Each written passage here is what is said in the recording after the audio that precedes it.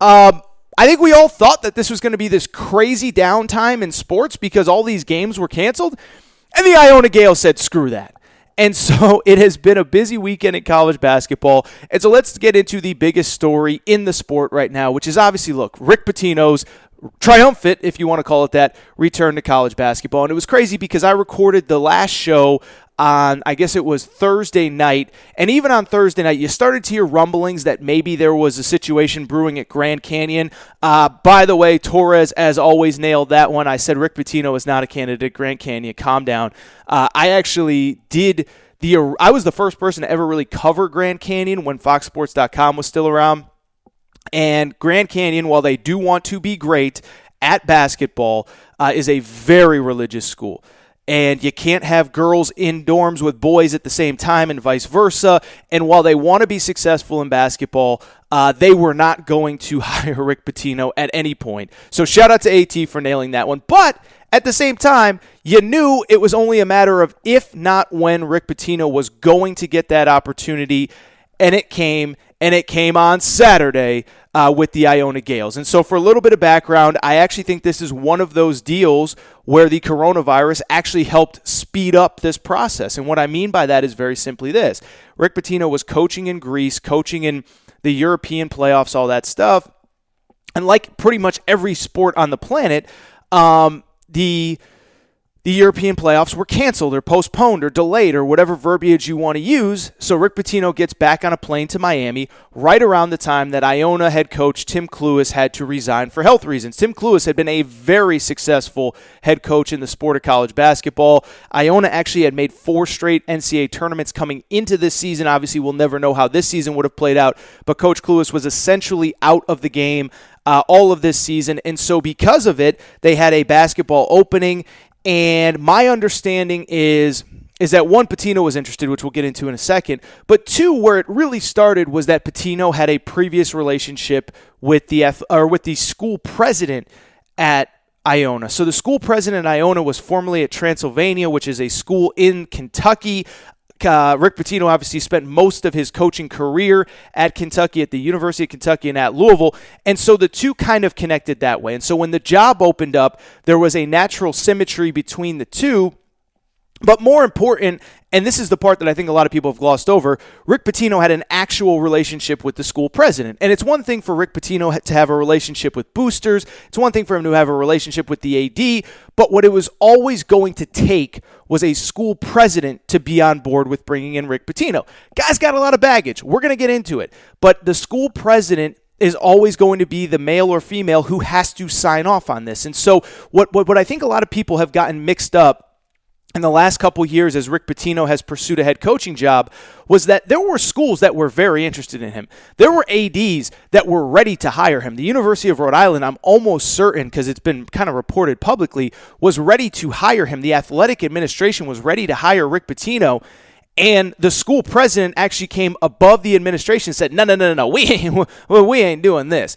And so it was going to take a school that was completely aligned from the top with the school president, with the athletic director, to bring in Rick Pitino. And then according to Rick Pitino, it had to be the perfect situation. He claims that he's turned down other opportunities. I don't believe that. I think this guy desperately wanted to get back into college coaching. And listen, I don't blame him. This is a guy that has spent most of his adult life in a college basketball environment. Now, he obviously had a few years in the NBA with the Knicks and a few years in with the Celtics. But I mean, from basically like 1980 until 2017, that's a span of 37 years. We're talking about 3.5, 4 years where he wasn't college basketball head coach. And so it was going to take the right situation, not from Rick Pitino's perspective, but from the school's perspective to bring him in. That's exactly what came on Saturday. And we got it. Right? While it was going to take a special situation, we only needed one of 353 schools to give this guy a shot. And it's really one of 353 times 3.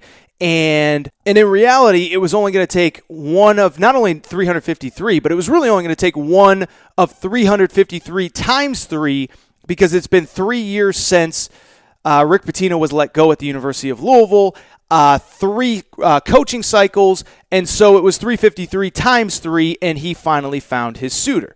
Now that it's official, Love him or hate him, Rick Pitino is back in college basketball, and let's get into both the positives and negatives. And because it's Rick Pitino, there are a lot of on both sides, right? Like if sometimes in life you make a tough decision and you grab a yellow legal pad and draw a line right down the middle. What are the positives? What are the negatives? And sometimes the positives way outweigh the negatives. In this case, they're about even and they're a mile long. So on the positive side, look, it's Rick freaking Pitino. And say whatever you want about him. And I know everybody listening to this show has an opinion on him, and most of those opinions are not good. Say what you want about how he has treated his family. Say what you want about his personal accolades, his personal escapades, the fact that he's broken multiple NCAA rules, which we're going to get into in a minute, the fact that he hasn't treated media well, the fact that he hasn't treated fans well. This guy is a winner, one of the great college basketball coaches of all time. And that's not even really my opinion. That's just like a fact, right? This is a guy, let's never forget, took freaking Providence to the Final Four. Freaking Providence. He took Providence College to a Final Four. When he was at Kentucky, his teams played for 3 national championships in 3 straight seasons. Now, technically, 1998, Tubby Smith was head coach. Don't want to dismiss what Tubby Smith did, but at the same time, it was all Rick Pitino's players. And so, let's be honest, the core that he recruited played for 3 national championships, winning 2 in 96 and 98. And we all know what he did at Louisville. He had a ton of success when they were in the Big East. He had a ton of success when they were in the ACC. And oh, by the way, he won a national championship that nobody ever talks about because it was vacated by the NCAA. So there is no doubt that this guy can coach. And then on top of that, he's taken over what is basically the best program in that conference. And so if you look at that conference, it's a small school. It's a small conference with small Catholic schools. And yes, I know Iona, Catholic school, hiring Rick Pitino, whatever, insert your own commentary there. But the reason I bring it up is very simply this, is because within that conference, that team has been awesome. And they have been awesome historically as they've changed coaches. Kevin Willard, who's now at Seton Hall, was a coach there. They had a guy named Jeff Ruland. And then, as I said a minute ago, the guy Tim Cluess, who recently just stepped down because of health reasons, he took them to 6 NCAA tournaments in 10 years, 2 NITs. And oh, by the way, the last 4 seasons, they made the NCAA tournament leading into this one, where obviously nobody made the NCAA tournament because, again, unfortunately, the NCAA tournament's not here. I don't want to talk about it. All right, so because of that, Rick Pitino is already kind of walking into a good situation. And he is a guy that I believe, because of the success that he has had, there's no reason to believe that he will not continue to have success at Iona. Assuming he can stay out of trouble, assuming that he's there for a couple years, look, I think this team immediately becomes a team that could potentially win its conference next year, and could potentially be playing in the NCAA tournament. And eventually, if he stays long enough, they're going to make a run in the NCAA tournament. Because the bottom line is, each of the last 4 years they've made the tournament, they just don't have enough size, athleticism, depth, speed, whatever, to make a real run. But now that Rick Pitino is there, they are going to get access to recruits that they've never gotten before. I saw Rick Pitino had an interview with my guy Evan Daniels, basically said that he plans on going with the grad transfer market, that he plans on going with the transfer market in general. And because of that, I think he is going to get really good players in that program. Because say what you want about Rick Pitino again, but he has a ton of success. His teams win. The stage is already going to be bigger because of the fact that he is the head coach. And he has a ton of contacts in the NBA. And he has put a moderate number of guys in the NBA. Now, I don't want to overplay how much success he has had putting guys in the NBA because, relatively speaking, Rick Pitino doesn't recruit the guys that Mike Krzyzewski recruits or that John Calipari recruits. Rick Pitino has a specific amount of guys. Some of them turn into superstars like Donovan Mitchell. Many other ones have very good college careers, like a Peyton Siva, like a Russ Smith, who's obviously playing overseas now. But that doesn't diminish the fact that Rick Pitino is going to be able to get players into that program that they wouldn't have had access to previously. And so it's really interesting because I've heard some other kind of commentary on this decision and all that stuff. And I really do believe, people were saying like, well, come on, they're not going to make a run. It's Iona. The counterpoint is they've already made 4 NCAA tournaments without him. So don't tell me that they can't get there, because they're going to get there. Don't tell me, Pitino, maybe he'll go to like 2 NCAA tournaments in 4 years. They just went to 4 in a row. And if they went to 4 in a row without Rick Pitino, there's no reason they can't go 4 in a row with him, with the players that he's going to bring in. I think they're going to make a couple really, really, really nice runs, and I do think it's in play. I would not be surprised if they were in a Sweet 16 in the next 2, 3, 4 years, not because they're going to be one of the 16 best teams in the tournament, but because with the right matchups, I do trust Rick Pitino to outcoach the average coach that's coaching, let's say Iona gets in as a 14 seed, and they're playing, LSU and Will Wade. I mean, come on, in an X's and O's battle, and I'm even a pro Will Wade guy, but come on, you're not going to take Rick Pitino's team in the X's and O's battle, and then it just comes down to whether LSU has better players or not. So the point is, it would not surprise me if Rick Pitino has a ton of success at this program, and this is ultimately why they made the decision to hire Rick Pitino. And say what you want about the school, but I don't blame them, because at the end of the day, you're Iona, you're basically irrelevant in college basketball circles, maybe for a day or two when you win your conference tournament. People in New York City care. Maybe if you get to the NCAA tournament and win a game, people care. But outside of that, you're kind of irrelevant, and that's no disrespect. In a sport with 353 teams, I'd say on a national scale, probably about 340 of them are completely irrelevant. And then on the local scale, probably 300 of them are irrelevant. I mean, how much do we really talk about most of these schools outside of the power programs, Kansas, Louisville, Kentucky, Duke, North Carolina, etc.? So I don't blame them for doing this. Rick Pitino immediately makes you relevant. Rick Pitino immediately gets you on some TV games that you wouldn't get on otherwise. And so because of it, I don't disregard or disrespect the fact and why Iona took him. Now, there is the downside. And the downside is, what was the upside? Well, he's Rick freaking Pitino. The downside is, well, he's Rick freaking Pitino. And history tells us that while he is an insanely good coach, the way he leaves your program is not going to be well. It could be like at Kentucky where he has success and moves on to the next level. And I think that's a very realistic possibility for Iona. I know Rick Pitino did a big thing about how he's returning to his roots and he's so happy and he loves being at a small Catholic school and playing in a small gym and all that stuff. Listen, if this guy is at Iona for 2 years and makes 2 NCAA tournaments, somebody is going to come and get him from a higher level. I don't know if that would be in the ACC, in the Big 12, in the Big 10. I mean, I would think it'd be some sort of ACC East Coast-based school. I'll tell you what, there's already St. John's fans that are saying, well, if Mike Anderson, if this doesn't work out in a year and Rick Pitino can keep his nose clean, we want to go get Rick Pitino. So that's one, is that even when there hasn't been NCAA trouble, he has not left programs under the best circumstances. And so that was why, and I tweeted this the other day, is I said, if I was Iona, here's the deal. I would put some sort of massive buyout into his contract so that when he inevitably leaves, you at least get a good payday out of it, right? If he has a $3 million buyout in his contract, that might not be a big deal to a school that wants to hire him as their head coach, but it gives you a nice little cushion to hire the next guy. It's funny, that's actually what happened with Bobby Petrino, ironically enough. When Bobby Petrino went to Western Kentucky, he went for a year, and Louisville opened, and I think he had like a $2 million buyout. So when Louisville hired Bobby Petrino, they had to pay his buyout, and so because of it, that's what I would do if I was Iona. But I bring all that up to say that is under the positive circumstance where he wins big and he leaves for another job, which I absolutely think is a possibility, and what I absolutely think is going to happen within the next 2 years if he has success, even though he'll be close to 70 years old at that point.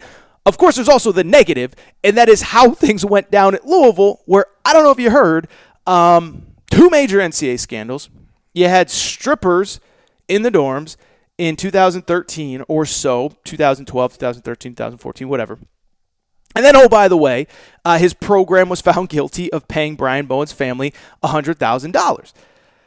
And so because of that, there's the very realistic possibility that he's also going to embarrass your school. And I know that Rick Pitino has been very vocal, including on this podcast when he was promoting his book, that, oh, by the way, I wasn't found guilty of doing anything, and the biggest mistake in my life was hiring Andre McGee, which was really funny, by the way, because during his press conference for Iona, he said the biggest mistake in his life was leaving Providence, that small Catholic school that he had so much fun. Meanwhile, a year earlier on my podcast, on this podcast you're listening to right now, he said his biggest mistake in his career was hiring Andre McGee. But with all that being said, there's a very realistic possibility that Rick Pitino or his assistant coaches will run foul of the NCAA rulebook, and even if he doesn't, he's still got some tough questions to answer going forward with what happens at Louisville. First of all, let's never forget that before he was fired at Louisville in 2017-2018, he was supposed to serve a 5-game suspension for the previous scandal. So before he was fired for his assistant coaches setting up a payment plan for Brian Bowen, he was supposed to serve a 5-game suspension for the whole Strippergate scandal. So you would assume that those 5 games will still come into play once he gets to Iona next season. I'm not positive. I don't think even the NCAA knows. I think the NCAA's got bigger issues canceling NCAA tournaments and figuring out what Rick Pitino's suspension is going to be like. But I think he is going to have to serve a suspension to start next season. I would also add this, by the way. Is that, oh, by the way, we still don't know what's going to happen at Louisville. Louisville has all the paperwork. They have... all the information has been transmitted from the NCAA to Louisville in terms of the Brian Bowen investigation. But guess what? The punishment hasn't been handed down yet at Louisville for what happened under Rick Pitino with Brian Bowen, which again, and this is important, was the second scandal that happened under Rick Pitino's watch. And what I think is interesting, and what I think a lot of the national guys have kind of missed on this story is very simply this, is that we've talked about almost since the day that this scandal happened. I've been very vocal. I give Louisville credit. When this scandal happened, they immediately fired Rick Pitino and their athletic director, Tom Jurich, okay? Why do I bring that up? It's because that was Louisville as an administration, as a school, essentially saying, like, look, we are sacrificing our Hall of Fame head coach and the guy, the AD that has brought us all this success for the good of the university. And they were doing that in hopes that the NCAA wouldn't hammer them and punish them for all of the major issues that happened under Pitino's watch.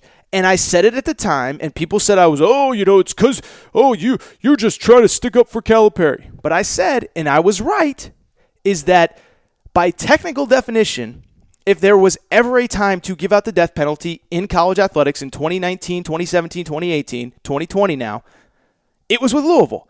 Because Louisville was a school that, while on probation for committing violations, committed more violations. And so, but I've also been very vocal that because of the fact that they cleaned house, because of the fact they got rid of Rick Pitino and Tom Jurich, I hope that the NCAA shows leniency on them. You have to punish them in some regard. You have to take something away. But I don't want Chris Mack's program to get hammered. I don't want David Johnson and Samuel Williamson and Aiden Agahan and whoever's coming back to have to miss the NCAA tournament next year or anything like that. That's not fair to those kids who had nothing to do with what happened under Pitino's watch. And so I actually think now, well, I don't know that anybody in Indianapolis has put 2 and 2 together. This is kind of a nice little way for them to get back at Louisville for what happened under Rick Pitino without actually punishing Louisville. With Louisville, you take a couple scholarships away, whatever, but then you go after the guy where all the sanctions happen, where all the issues happen. And I think this is a very easy way for the NCAA to say, look, Louisville, we're going to punish you, but we're really going to punish that guy over there that was employed at your school when all this happened. And so I think there's a very good chance that Rick Pitino really faces a lot of, now that he's back in college basketball, and that's the important part, because you couldn't hammer him, you couldn't crush him when he was over in Greece coaching in Greece, but you can crush him now, and you can give him a show cause now, and you can say now, like, dude, I'm sorry, but you committed major violations, and you're in really, really, really big trouble right now. I don't know what that necessarily looks like. I don't know if that's a show cause for a season, for 2 seasons, for a 11-game suspension, a 20-game suspension. But let's not forget, over the last couple years, the NCAA has enacted new rules that essentially say that a head coach cannot pass the buck, essentially, to his assistants when bad things happen, which is what Rick Pitino has been doing for the last 15 years at Louisville. They can't do that anymore. They will be punished for the actions of their assistant coach. And so if there was ever a time for the NCAA to put that into place, it would be with Rick Pitino coming back into college basketball. And it's such a unique circumstance because the school that committed all the violations basically is completely cleaned house. But the coach has gotten back into college athletics. And so I'm not saying it definitively will happen, but would it surprise me? If the NCAA really came down hard on Rick Pitino if they really did give him a 1-year ban or a 2-year ban or a 5-year ban, it honestly wouldn't, because it's kind of the NCAA's get-out-of-jail-free card. It's kind of their opportunity to say, Louisville, you did the right thing. We're not going to hit you, but whoa, buddy, you're still here? You're still around? Oh, we're coming after you, my brother. We are coming after you hard. And so I think that's something to watch out for, and I think it's something that Iona has to brace for. Now, I know the counter is what I said earlier. You're Iona. Who cares? If he coaches a year or 2 or 5, you still got Rick Pitino for a year or 2 or 5. I just don't know that he is going to be there that long because, one, there's always the chance he takes another job, but I also think that there's a very realistic chance that, oh, by the way, that he gets punished by the NCAA, that he gets in trouble, and that he potentially gets thrown out of Iona, maybe not before he can start, but before he can really get things going. So that is what is to watch out for. But I'll tell you this, Rick Pitino being back in college basketball, I don't know if it's a bad thing, right? Because we do need villains in this sport. Not everybody can be nice. Not everybody can be, friendly and cuddly and happy. Like we do need some bad guys in this sport. I think Rick Pitino brings that. I think it's going to be fun. I think it's going to be fun to turn on ESPNU on a Friday night and have St. Peter's versus Iona. It's going to be crazy. So anyway, it's going to be fascinating. That's all I have on Rick Pitino. Obviously, as more comes out, it'll be very interesting to see what happens.